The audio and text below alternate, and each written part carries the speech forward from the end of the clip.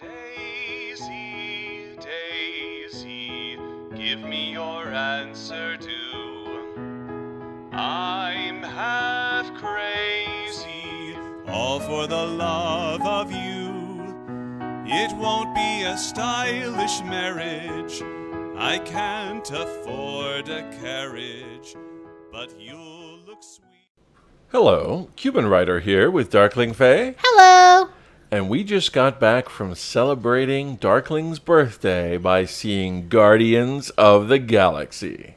Volume 2. Volume 2. Volume 1 would have been a retro thing. So, I really enjoyed the film.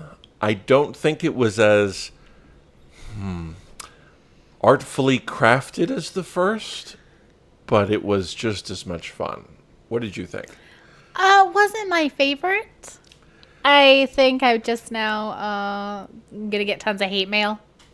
I'm sure I'm like part of the 1% who probably isn't gonna be like, oh, this is the most fantastic film ever. Well, was it better than the first episode of Iron Fist? Yes. Was it better than Iron Man 3? Yes. Was it better than Iron Man 2? Maybe. Maybe better than Iron Man 2? Yeah, I'd have to see Iron Man 2 again. All Don't right. make me. What movie would you say is about the same as how much you enjoyed this movie? Oh. I don't know. I can't think of anything offhand. Okay, well, I understand why people will really like it. I just think it fell really short of what they could have done. Like, it wasn't even on par with the first. All It right. was a big disappointment in that. Well, let's do a very brief and nebulous synopsis for our non-spoiler section, and then All we'll right. jump into spoilers afterwards. In general, I found it to be a syrupy, sweet tale about the importance of family and the different forms that family can take. As Peter Quill is exposed to new revelations about his own family, and everyone else is exposed to revelations about the families they already have. I'd say that's true. It's very Disney-esque as I guess. I can't believe a Disney film is Disney-esque. I know, but like when you think of like a Disney film as like an animated type thing, like, and from the first one, it had a totally different vibe. I will say that this So one... that's, I guess, what maybe was jarring for me is like when you see the first one and like you're kind of expecting that same kind of feeling or that they're setting up that you're gonna get, and then you get something that is like a Frozen tale or that. The first one was much more grounded, if you can say that about a movie with a talking tree and a raccoon. Yeah. But the first one felt a lot more grounded, and this one felt a lot more like a cartoon that happened to be live action. I would say that's probably a good description. It was very cartoony. The action was good, but not... it didn't give me the feeling of anxiety about what was going to happen most of the time. The action was just there to move the plot along, and the plot wasn't very complicated or deep. So what mainly carried this film to me was its humor and its characters. I would say that is true. That was one of the kind of the disappointment is the writing in this film. But I mean, the idea, I can't go into a lot of spoilers, but the idea behind it, like there's not, I mean, when you say plot, I say, where is it? That was my first big thing. Like, there's no real plot here. And maybe because the other one was done so well and was so tight and was so witty on a level that I guess was unexpected. This one really fell short of that because it's not tight in any way. There's not a really solid idea behind it. It was a very simplistic plot. But then again, if you think about it, the plot for the first one was also pretty simplistic. It's just that the way they approached it was in a much more grounded fashion. And it was more intricate. Like you could really see where everything was laid out. And this one, it just, I don't know. It felt really disappointing to me. Like, I guess maybe because I went into it expecting so much, and that's probably a bad idea. But I always get disappointed when you go into a movie thinking like, oh, is it going to be good or not? And usually when I think, oh, it's not going to be good, then I get surprised. But I was thinking, oh, it's going to be so good. And it was like, oh. So we should give our stars before we enter the we spoiler never normally territory. do stars though, but Well, what do you I want to use? guess I would give it like 2 Groots. Out of how many Groots? I don't know. They're gonna get 2. Enjoy your baby Groots. But what if there's 100 Groots to be had? That's a terrible score. But if there's like 5 Groots, is it 2 out of 5 I Groots? guess we'll do 2 out of 5 Groots. I would say 3.5 out of 5 Groots, just because, despite its flaws, I had a lot of fun. It made me feel, and I enjoyed the experience. I did have a lot of fun. Like, I got to hang out with some super cool people that I always get to enjoy. And so the experience was good. There were some laughs. I'm not saying like it was a total waste of time. But don't go into this expecting kind of the fun that you had in the first one. It is, in my opinion, a very different film than the first. Okay, now we're going to enter spoiler territory. So, Katerina, would you meow to announce spoiler territory? Katerina. No, now she won't. Now the dog is coming. Well, you call one animal, you get 5 others that weren't the animal you called. All right. It's usually how it goes. So but now spoilers. we're Spoilers.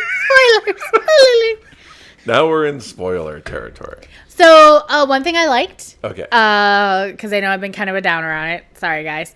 I liked some of the one thing I will say that was fun is the unexpected cameos that you got to see in this film.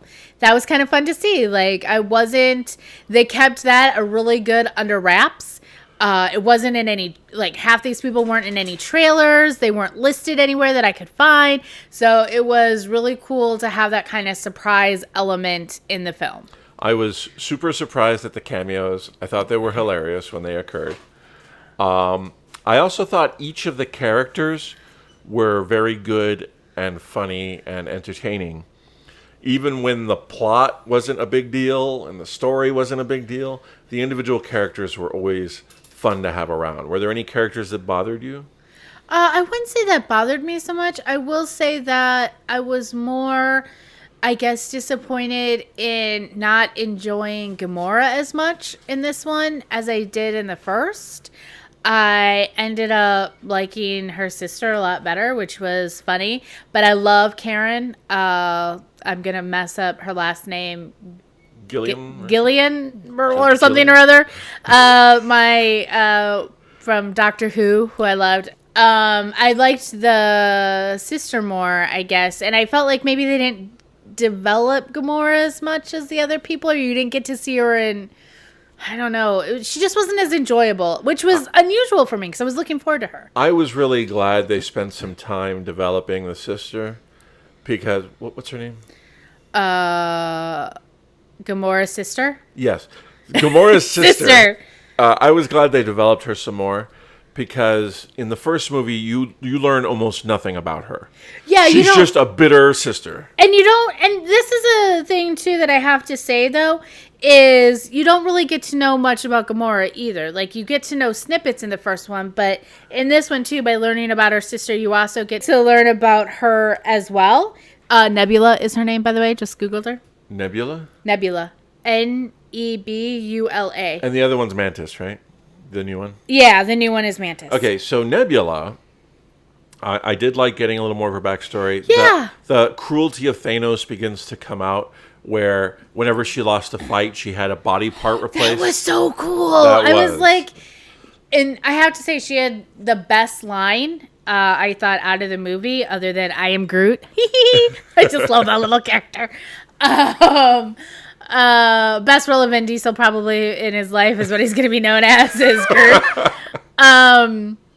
Where she was like, "I just wanted a sister." and Yeah. you just wanted to win. I was like, Right. oh, why can't I get more of this good writing in the film? But I was really pleasantly surprised, and I always love when movies do this, where they take like a pseudo bad character and they make them very sympathetic. Yes. And you can kind of feel for them so that you understand in a way where they're coming from, and you can empathize with them, and they tug on your heartstrings a little bit. I love when a show or a creator or author can do that to you. Ironically, I felt that their relationship, which lasted the development of their relationship was maybe 15 minutes out of the movie or less.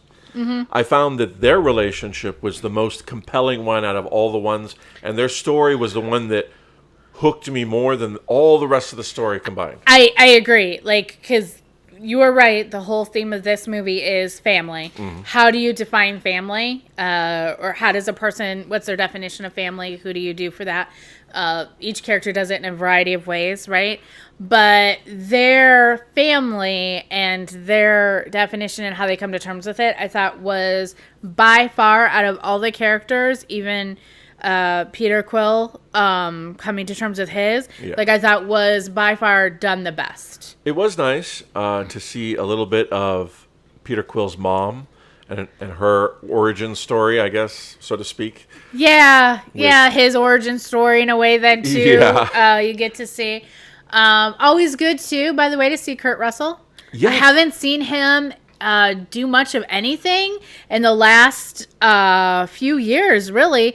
I want to say the last thing I saw him in was Quentin Tarantino's half flick that he did with Rodriguez.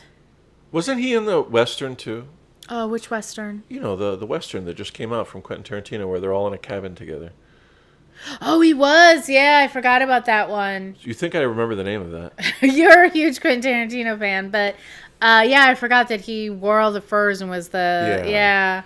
But he did the absolute most, I think, that could be done with his role. No, that was the one thing too, when you're talking, this is always like a challenge when you're taking comic book material and trying to put it into either a TV show or the big screen.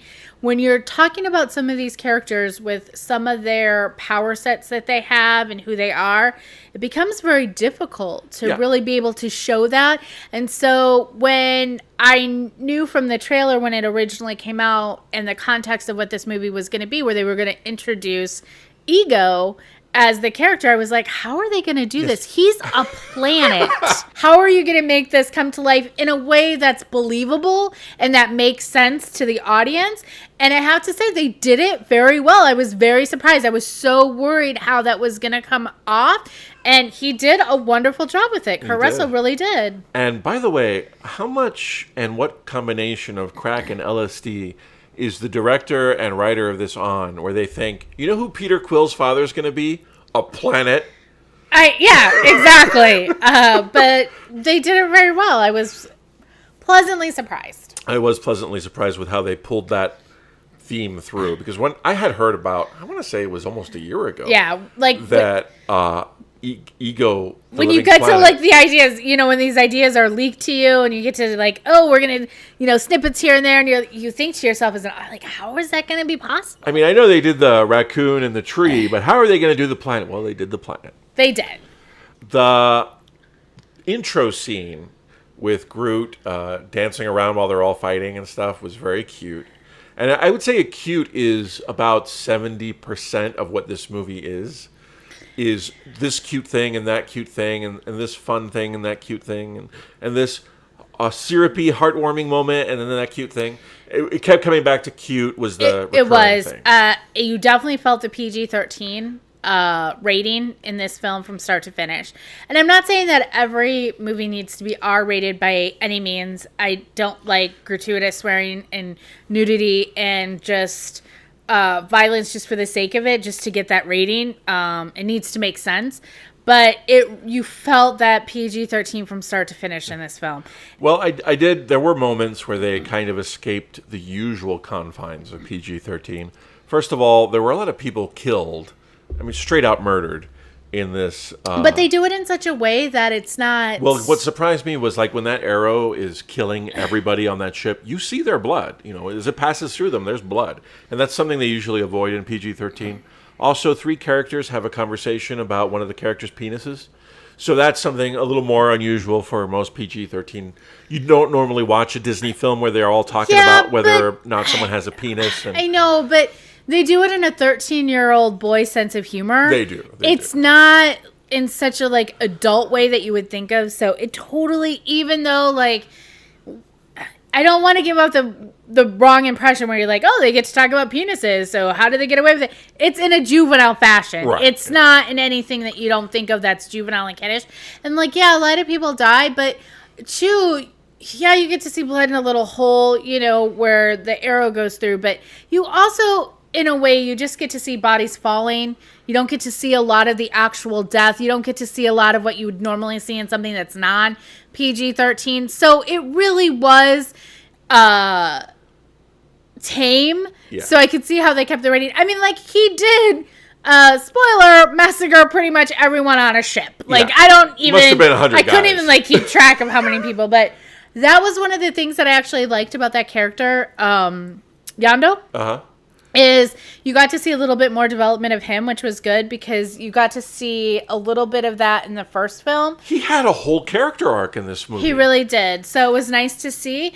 But like it was also nice to see more of his ability that they showed in this film, as they didn't necessarily get to see that so much in the other one, because you really get to see a lot more long moments of him using his ability. Mm-hmm. And that was kind of nice. And it was you find nice out how he does it. That's what I was saying was so nice. Like, it's explained. You get to see his... Yeah. It wasn't clear to me in the first movie. It's not magic, guys.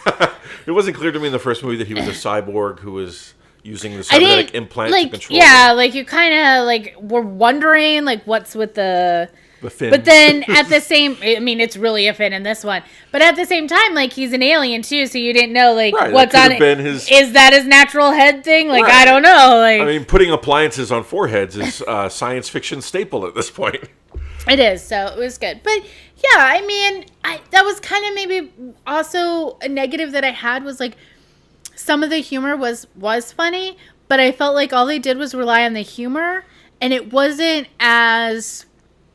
I guess I go into movies sometimes, and I guess maybe the movies that I watched and the writers that I end up gravitating towards, like Joss Whedon and others like him, who do such a terrific job of dialogue between characters. Like, that's some of the best stuff I love with the things that they do, is just when you get to see characters having moments that really feel real, and just the wit and intelligence with...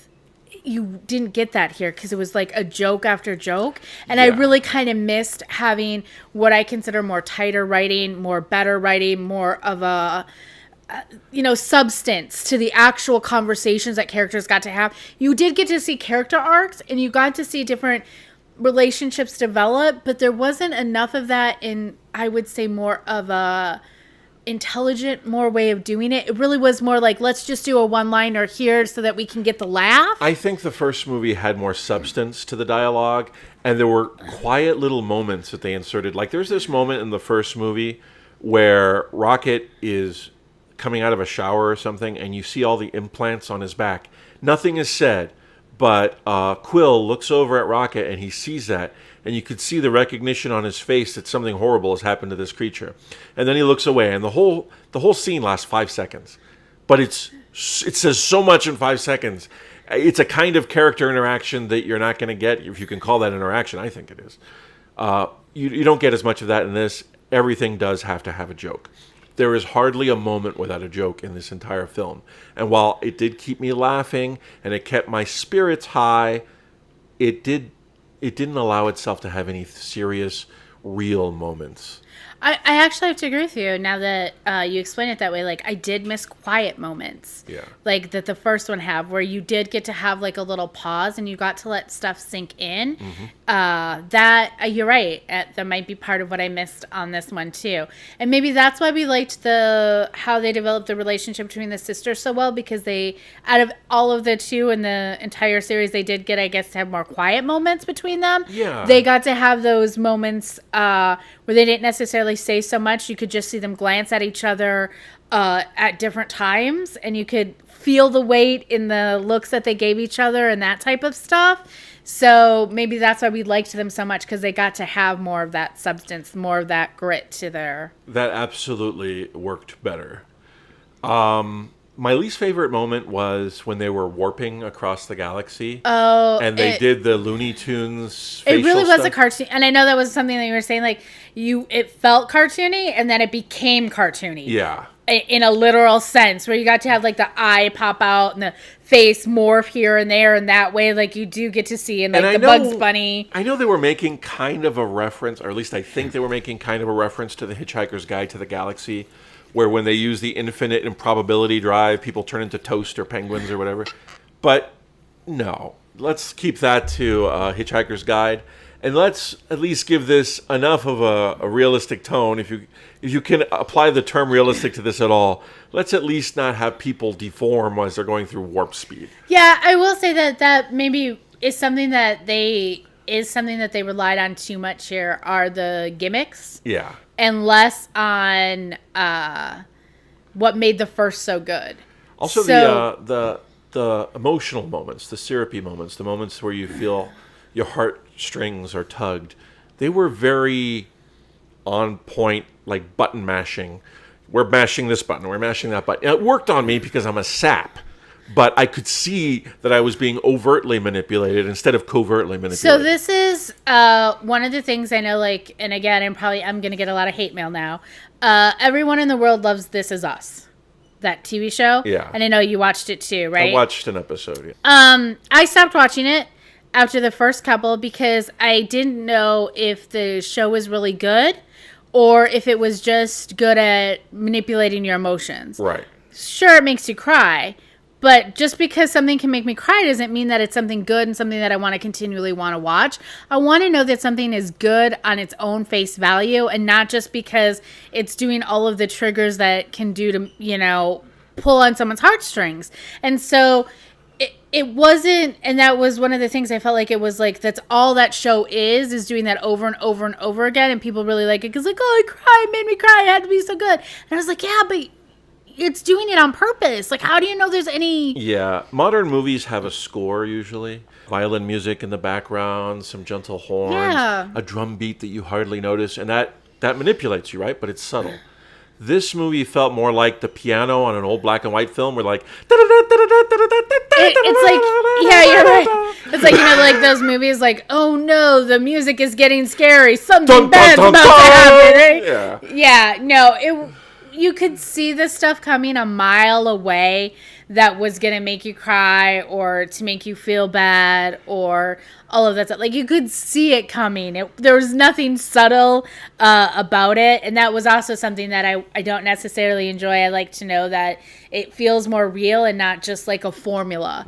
That they're not just like picking that formula that works because it's worked in the past. Now, I really liked Yondu's character. I have liked him for 2 movies, but since he was introduced and I first saw what he could do with that arrow, I thought, he's too much of a deus ex machina that they can use to just kill whoever they want. And I was glad when he broke his arrow. I was glad when he died. I mean, I wasn't glad when he died. I cried a little in the corner of my eye. But I was glad they got rid of that character because that character had too much power. And then they repaired the arrow and gave it to another character so they could still bring in that machine. I don't like there to be these things that you can push a button and solve the plot. Yeah. And he's really a character. I mean, basically, they got off that ship because he was able to murder the whole crew by whistling. True, but I also think, here's the thing too. I think they probably could have gotten off that ship even without him being able to murder everyone.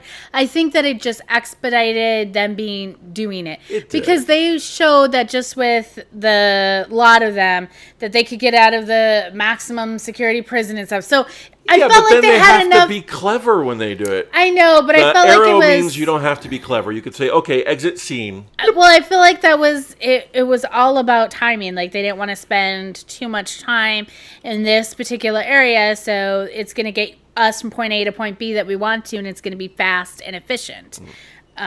So, I will miss him, though. I will miss him. He had a good character. I have to say though, he should be good, and the actor should be happy because he had a satisfying character arc. He really did. The end really felt satisfying. It's not like one of those movies. Sorry, Josh Whedon. This is what I don't like about you, where you just kill off characters and it feels unsatisfying because it doesn't feel fulfilling. You know it'll be fun here, kids? If I kill the most beloved character in a moment that seems unimportant and that doesn't really contribute much to the plot. Ha ha! Oh, I'm Joss Whedon. I'm awesome. Yeah, Joss Whedon, you're awesome, but you have these brain farts from time to time. I just So don't I have to understand. say that it felt like a satisfying end to the character. It Yeah. did feel like he did get to tell his story from start to finish. We're gonna miss him. It's always good to like be left missing someone than not. Yes. So, most favorite, least favorite. What's your most favorite thing, least favorite thing? Most favorite thing? Yeah. I have to say Nebula. She was my most favorite thing in it. Of course, second, of course, is Little Baby Groot, because how can you not like Little Baby Groot? Even the film says, oh, we can't kill him. He's too adorable and precious. And they're He's going to be our mascot. Of course you can't. Like, he is too adorable and cute. And it's like, but I did have to say Nebula was the best. I was surprised at Mantis, the new character that we haven't talked about at all. She didn't have a lot to do. She did have a pivotal moment in the thing, but we didn't really get to learn a lot about her character. Just, I was brought in by him and I was kept around because I couldn't help him to sleep. I felt like she was a female Drax. In the point that she doesn't do metaphors well. She takes everything literally. But she can catch on. She does, but she doesn't really get a lot of stuff. But I like when she calls Rocket a puppy. Yes. Like the cranky puppy. He's so cute, your cranky puppy. So but she was comic relief in a lot of ways too. But not a bad character, just not probably I hope we learn more about her in the future. I would. I'd She- like to. She wasn't your least favorite thing. No, she wasn't my least What favorite. was your least favorite My thing? least favorite is the lack of good writing in this film. Oh. No, I mean, really, I have to say, I wasn't that impressed with Peter Quill. I thought he was fine.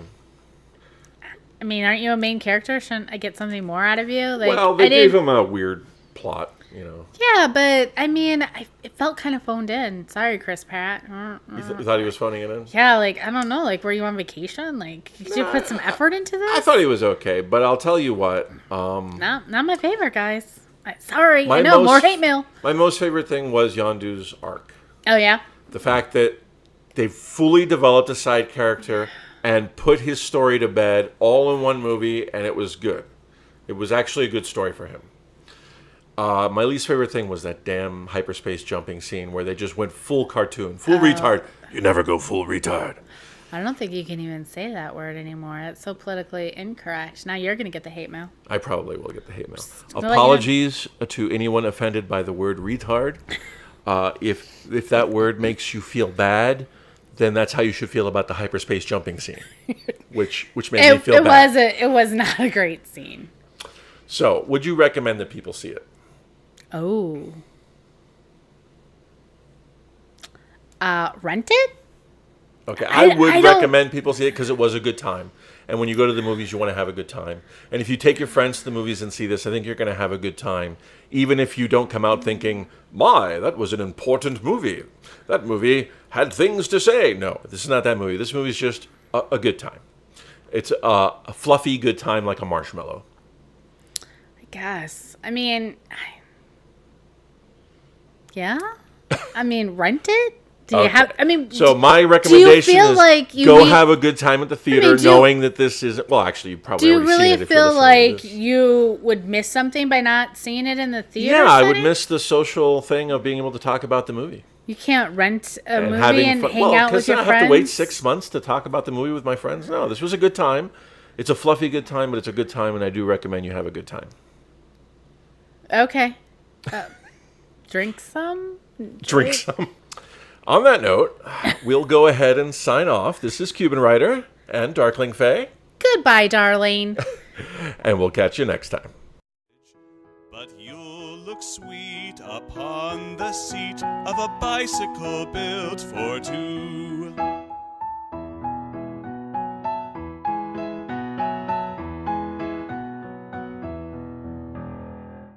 Daisy, Daisy, give me your answer due. I'm half crazy, all for the love